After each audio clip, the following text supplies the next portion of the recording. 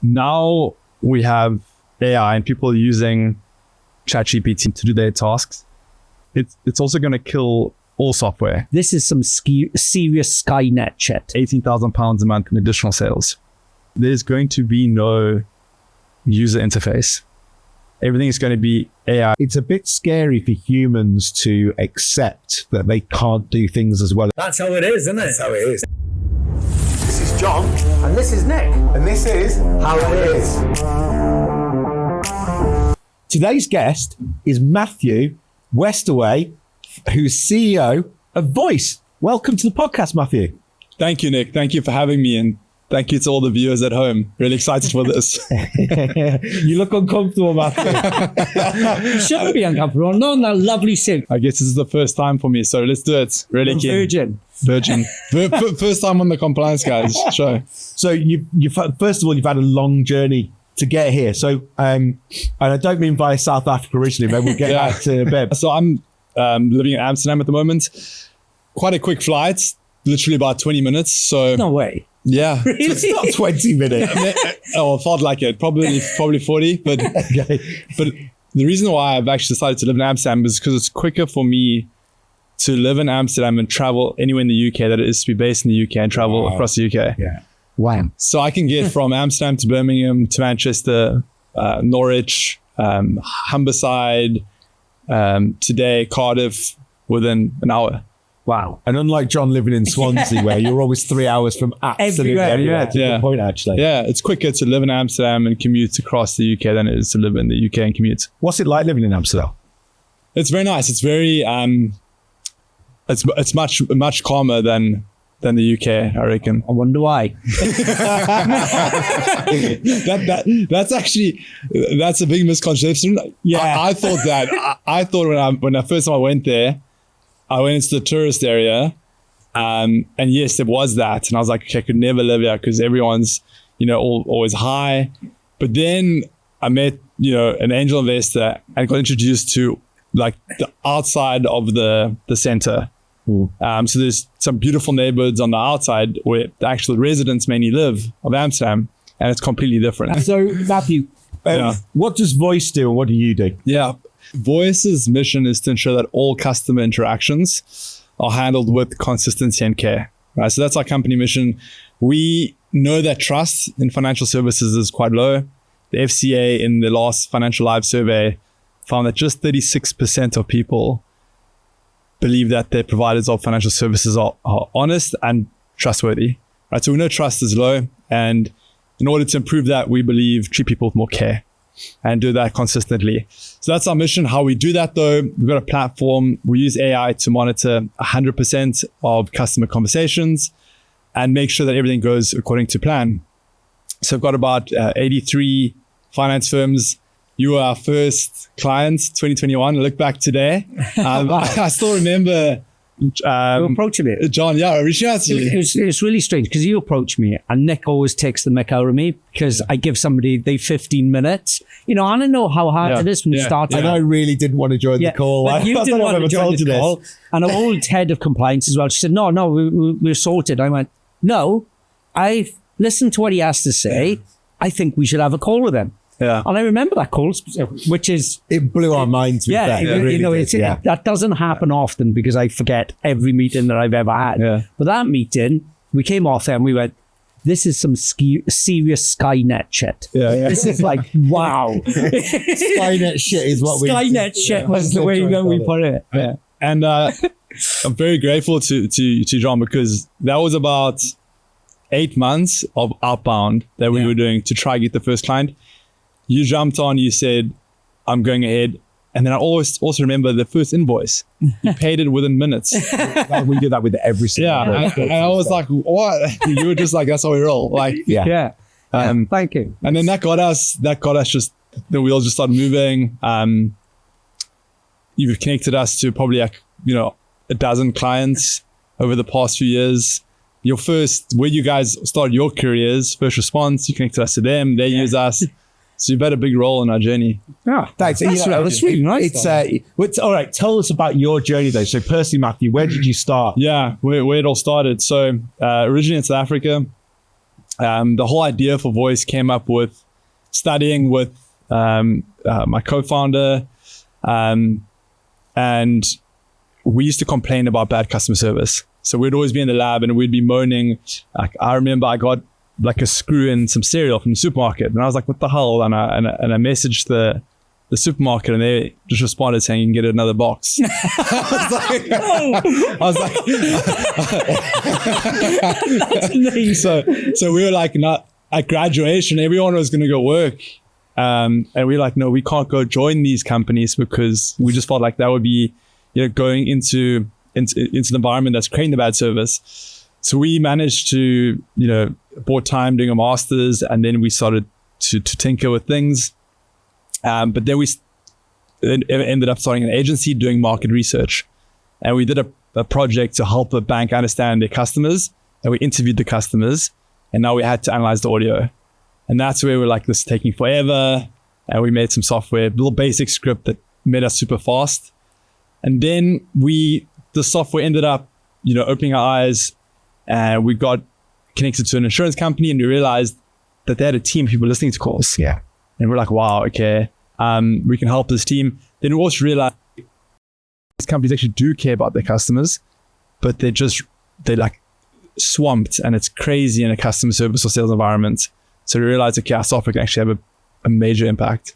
And that's where the business started. What impact does it have on a business? Yeah, sure. So I was just looking at some data this morning. So from our about 80 finance companies, on average now, so first of all, we're saving clients about £3,000 a month in manual time listening to calls, right? So Matthew, that must be a misconception, I think, of people. They think if you're going to listen to or analyze every call, that this is actually going to cost them quite a lot of money.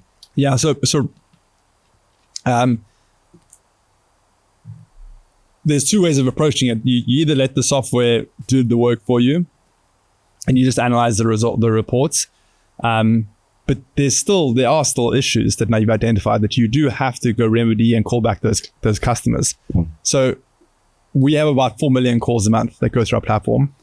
We've now just reached 100 people an hour who get a call back, or who an agent gets some additional training because there was a mistake or an error or something went wrong. So the people who say it creates work, I mean, what do you want to do? Do you want to do right by the customer? Like, there are some people who may want to play plausible deniability. I don't want to know that we're treating our customers badly. Yeah, we kind of end plausible deniability, but you become a better business and you become more customer centric. Yeah, I think from our side, we talk about compliance, especially vulnerability and customer understanding within consumer duty. It's not about catching the problems, it's about how you design your services. So I'm guessing every time you catch a problem, it's actually an opportunity to make your services better for everyone. Perfect feedback loop. Like, exactly, perfect feedback loop. And vulnerability, you identify it. That's just now another customer segment that you have that you now need to understand and say, okay, well, the service we're offering, it can't be delivered for everyone else but this customer segment. Now let's actually tailor that service for that customer segment so that in future they have a better service. Yeah, I think if you take the FCA stats of how many people are potentially vulnerable at one time, and it fluctuates, but if we cut it down the line and say it's 50%, realistically, these are customers you're already serving. They're not an inconvenience, are they? You're already serving them, and if you serve them well, and you actually cater for their needs, you're going to serve everyone else really well. There's a thing when you design for the extremes, you actually end up providing a best service to everyone. I think one of the apps, the phone apps, they created, I think it was a ability to set a lock on your spending to stop people that have gambling problems. And they started to see everyone started using it for saving. Yeah. So now provided an alternative benefit that everyone is using just by designing for an extreme. Yeah. Good plan. Yeah. So your website's Voyc.ai, and it's one of the first things I remember. I think AI was actually a really early term at the time when we came across you. And I think it's obviously been overused since then. Yeah. What does AI mean to you? there's two ways to think of AI. There's the foundational AI, and then there's the application layer. We're at the application layer. So we're not creating these ChatGPT models. We're making it useful and the ability to use it. And that's what it means to us, is to be able to take these powerful models and use them to improve your business. Yeah, I think that's interesting, because I think a lot of people are talking about AI is going to run everything. Yeah. But I think there's always going to be people who don't know either how to use AI. And I think replacing Google with ChatGPT, for instance, almost looks a possibility at this point. Do you still feel like that's going to be a place for software and tech companies? So, like, would someone be able to build voice for themselves in the future? Where the journey is going is that now we have AI and people using ChatGPT to do their tasks. Where it's going is it's also going to kill all software. Right? That's going to happen in about 5 years' time. So there's going to be no user interface. Everything is going to be AIs going back through APIs and so forth. So as a company, can someone go create their own product? The barrier is much lower now. So you can, if you want to, you can go build your own technology. What I think is going to differentiate companies like ourselves from those that can create it themselves is the service that we provide on top of that technology. So with all this technology, how does Voyc keep ahead of everybody else? How do you keep ahead? Great question. So, John, I think we've got investors that do that kind of horizon scanning for us. So one of our investors, he sent an email, I remember, end of last year, and he said, look, AI has been, for the past year of 2024, it's entered people's environments from this is a cool thing, let me experiment with it. But he said this year it's going to actually enter the workforce massively, and it's going to completely just change how the world works. So you guys need to move very, very fast on your AI roadmap. So immediately we looked at what we're doing. We said, okay, we're monitoring its interactions. What are our customers asking for? What the customers are asking for right now is they want real time. So they want to say, okay, there's a vulnerable customer, tells the agent, you're speaking to someone that has these traits. This is some guidance on the call, so that you don't have to go coach the agent afterwards or remedy the problem. So we said, okay, how quickly can we build that? We said, okay, June this year, we launched in real time. Then we said, okay, what do our customers not know that they need, right? So let's go a bit visionary now. And that is a full AI agent that can have an end-to-end conversation with the customer. We said, okay, when can we release that? Because at the end of the year.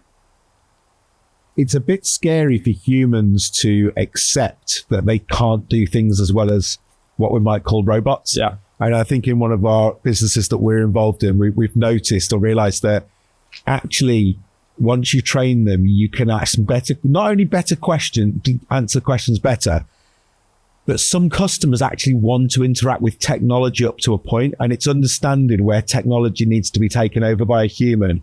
But that's got to be led by the user or by the customer, hasn't it? Yeah. It's got to be led by the customers. There's a big difference in age group, right? We all know this. The Gen Zs prefer the text channels. But then I think what is the youngest generation like? I think Gen Beta or something. I don't know any of these things. Don't ask me. I think things are going to change from that point of view. Where the roles will go, though, I think is just different roles. I do see compliance and quality becoming more important, though. Yes. I think compliance departments are going to have a lot more problems just having oversight of this AI and making sure that it treats people properly. Like XAI. The term XAI. Yeah. I don't. No? Explain it to me. It's exactly that. Explain AI. That is exactly what it is. All right. So the idea is when you've got AI and you go, well, the reason that outcome is because the AI told me. you have to reason why the AI said it, because it's not good enough just to say computer says no. It's got to be, you've got to build the reason so that the AI proves its reasoning, which then stands up to regulatory scrutiny. Can AI be wrong? Yes. Yeah. Well, you explain my thought. Yeah, definitely. Yeah. It can be wrong. It can lie. It depends. Like how? Are you're too young to remember how 2000. I'm talking Space Odyssey, 2001 Space Odyssey. Sorry. It's very important that AI is trained to be truthful, and as truthful and accurate as possible. That's very important. It can be biased. It's also how? I never knew that. So do you feel like, well, where is the skill of humans going to go? Where's that going to move to? So I think we'll have AI agents that'll be doing service calls, sales calls. I think we'll have humans in compliance and quality watching over it, just saying, make sure this doesn't ruin my business. So if that's maybe 2 people instead of 100 people, what are the 98 people going to do for work, Mark? They're going to upskill in a different area. I think it's going to create new roles. It is worrying. It is a problem for society. Then I also weigh up, and I think, phoning customer service and waiting on hold for 2 hours or an hour, is that also ethical? Or being on hold and then the phone drops? That's also so if society can solve that problem, right? And right now, why is there that problem? And that it's because there's not enough agents to take calls at peak demands. So maybe like in those areas, it will solve and maybe it's kind of net good for a while. That's a good point. Yeah. So what's been your biggest challenge implementing AI? Change management. So people are always the biggest problem. Something I go on about too often. Those types of people also look for every single reason why something not worked. So that's the hardest thing. Sometimes you've got a very forward-thinking and innovative managing director or entrepreneurial person that says the software is going to really improve it, but then you've got some people that don't want change. Yeah, that's hard. Yeah. So obviously we talk about compliance. One thing I've always liked about your software, with me really being a salesperson and John the same, is that actually adding these layers can actually improve sales within the business. Did you almost come across that by accident? And what have you seen as an outcome there? In terms of the sales, what we're seeing right now with brokers, with about 50 people working there, about 20, 30 people on the phone, we're seeing about £18,000 a month in additional sales. And that's from add-ons being presented. I think that was one of the things that we were really blown away by, was in sales, how you put in your sales script. Yeah. And if Tom is doing the script 1, 2, 3, 4, and 5, but Tim is only doing 1, 3, and 5, it points out that if they're doing 2 and 4, then they can get like a 30% increase in sales and so on and so forth. I thought it was amazing. It's like that. It's like, yeah, that's why a lot of our clients, we're actually filming a case study today in Doncaster. Our team is there, and the whole theme of the case study is revenue generating compliance. If you improve your compliance, you do improve your sales. We do see it. You can come on here again with phrases like that, I have to say. and is that because of a culture change? Is it just a numbers game? Like, what's the reason for that? Because I don't think a lot of people will believe that. Yeah. So it's literally the most obvious thing is just asking for the add-ons. It's surprising how many account managers, agents don't ask, right? So you see a company's got 30%, 40% warranty penetration, but they're not pitching it in 20% of their calls, right? You can get that 20% more sales potentially. So what trends are you seeing in AI, and what do you see that future? I know you've said about like AI agents, but what's coming next, do you think? Yeah, so AI agents is definitely going to be, I'd say, in the workforces in the next six months. More and more of your conversations are going to be AI agents. We'll start from the server side. So instead of having to wait in a queue for some basic information, checking the status of an insurance claim or or a simple query, the AI could help you with that.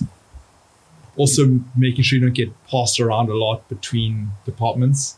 You can have a conversation with the AI agent 5 minutes before it could really figure out who to send you to. So that will come first. And then it will move to sales, account manager conversations, help you find a car.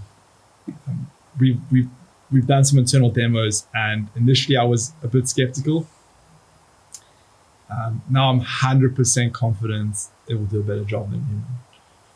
So, you said about real-time voice analytics that has come in.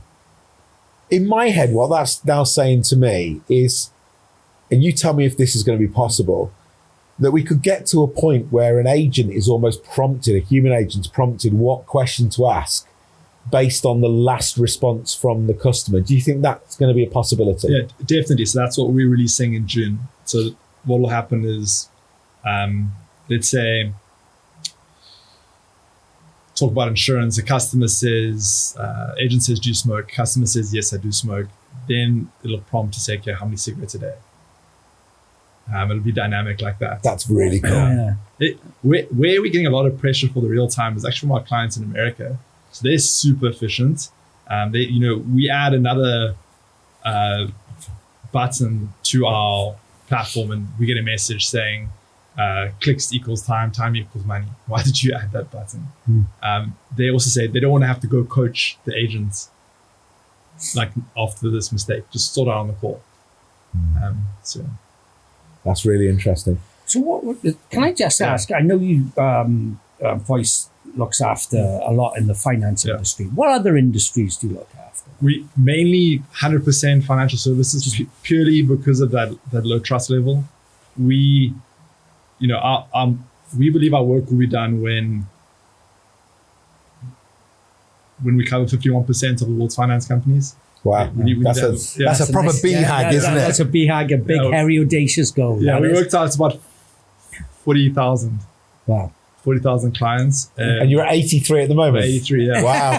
That's your kind of goal, That's my goal, I love that. Yeah. And then we want to go, John and Nick, to a world where consumers say, I'm going to choose this broker because they use voice and I know I'm going to get a good experience. What do people find having gone through your onboarding that they really didn't realize until they were using your platform?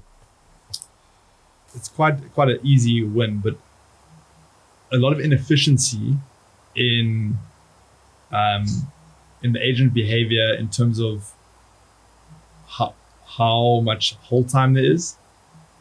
So if a company's got 20 agents, and 10% of the calls are silence, which is very common because agents might not hang up the phone. They'll put people on hold for a long time. That's 2 agents. That's a massive impact. So 2 agents out of 20 effectively are getting paid for nothing on average. Wow. So a lot of clients just simply, they're like, wow, we had no idea about that. And that's a massive monetary benefit as well. Wow. And for the customer experience, because hold time is not enjoyable. So basically, a finance company can save a hell of a lot of money by going with voice, but also make a lot more money as well by going with voice. Exactly. So John, what we've worked out is, save £3,000 of time on average, make about 18 grand additional sales. Another area we've looked at is the risk side as well. That's been a hard one to quantify. We put the number at about across clients around £11,000 a month of risk exposure reduced. And that's looking at worst case scenarios. If you didn't attend to this flag, what's the worst thing that could happen? And most businesses about 11,000 a month. God, that's wow. I know you. What big mistakes have you made and think, gosh, if I could turn back the clock? Well, I think so many. You fail fast. Fail fast. Often. So the first 2 businesses that I was involved in, those are learning experiences. I do think I now see why successful entrepreneurs are in their 40s, in your guys' age group. because He's not in his 40s. Right, That's a well, lovely I'm all right, compliment. thank you.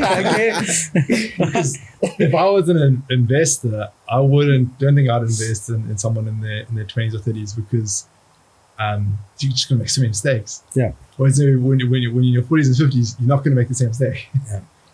You do learn. It's funny that because we went into business until, maybe I was in my 30s, but, like well into my 30s. Yeah. And I see so many people who almost want to achieve so much, almost too young. And I think sometimes we've avoided mistakes by what we've seen working for other people. Yeah. And sometimes being an employee, if you've got the right entrepreneurial mindset, can actually be really powerful before being an employer. Well, I've always said that you learn a lot from really good managers, but you learn a hell of a lot from really, really bad managers because you go, I'm not going to do it that way, and those mistakes that those bad managers have made, that's what I learned. I've learned a lot from. So have you ever had a job, Matthew? Putting me on the spot, no. VAC work at university. I worked, and then when I was, in school, did some like waitering, but nothing really formal. Which I think one of the things about being an entrepreneur, you need that to be a bit naive. Otherwise you won't start. So I think the more you see about the business world also can be, work against you because you're like, well, this is hard, or like, I would never be able to do this because of what it entails. Yeah, going in naive and going, this will be fine. Like, at least when you fail, you're halfway in on, you've got to carry on. Yeah, you're absolutely right there because we've learned so much in this last 5 years, so much. And, I've been working since I was 17 and I'm 51 now. She didn't look at it. So I know, and this last 5 years, it has been, business 101, I think is the easiest way of putting it. Would you start the compliance guys again, knowing now what you know? Yes, I would. I definitely would. There's lots of mistakes that we have made, or I have made, that I definitely try working with other people. So it's like I always like working with Nick, but you can't have your finger in too many pies. You've got to just focus on this job and that's it, really. I think sometimes also you need to build goodwill before you build a business. So we didn't choose to start a compliance company from zero. We were already working in that space, independently consulting. We worked within the auto and motor finance industry, which is where we did a lot of work, especially to start with. And so that almost helped that we'd got some traction, some trust, rather than just starting it from scratch. I think if you tried to start a compliance company from scratch and just go, right, we're now going to do this, I think it would be doubly hard. But both of you are also very, we're very similar. I think most entrepreneurs are, but you're always on. Always on. Sometimes there's days when it never stops. Phone doesn't stop ringing, email doesn't stop ringing. And I had a moment, and it was only for like half an hour, where I didn't know what I had to do. I didn't have anything to do. And I walked into Julie, our new head of ops and compliance officer, and went, have you got anything I should be doing? And she went, what do you mean? I went, I'm not used to this feeling of not having to do. Now, don't get me wrong, half an hour later, the world probably erupted again. But you feel lost when you're not on, don't you? If I can ask, have you seen, how's your guys' health been as you've been working these hours and everything? I know you've had kidney stones. I had kidney stones before the compliance guys, and I don't know how I got that. I get colds all the time, but I'm run down. I've had bad throat infections and stuff like that. And that's and I get a lot of mouth ulcers. Do you have the same? There you go. Yeah, you go. Too much talking. Because I never switch off, and I don't like going to the doctors anyway. Same, yeah. And you, Nick? I've had 1.5 days sick recently. Luckily, it was on a weekend. Now, most people want to get sick in the week to avoid work. I was absolutely over the moon. I did have to miss a corporate day at the rugby, I'm afraid, which I was gutted about. But luckily, that my wife then knew that I was being serious, because there's no way I would have missed the trip to the rugby otherwise. But I do feel there is an important time for yourself, because like cleaning the apartment. That is not work, but you get work ideas. Yeah. So you do need to have these moments. For me, gym is great for ideas. Well, I used to have a running machine, a treadmill in my house, and I used to start every day with an hour's run. And that was my thinking time. Yeah. Because I get into this zone. You used to ring me out of breath. I've had this amazing idea. Like our chief of staff, Paige, who's great, by the way. She's amazing. Shout out to Paige. She yesterday said to me, "How are you feeling for the podcast tomorrow?" And he thought, "What do you want to discuss?" And I said, "Look, I'm going to do a spinning class now, and I'll have the answer after that." Definitely, that's how you get the ideas. Yeah, definitely, 100%. Yes.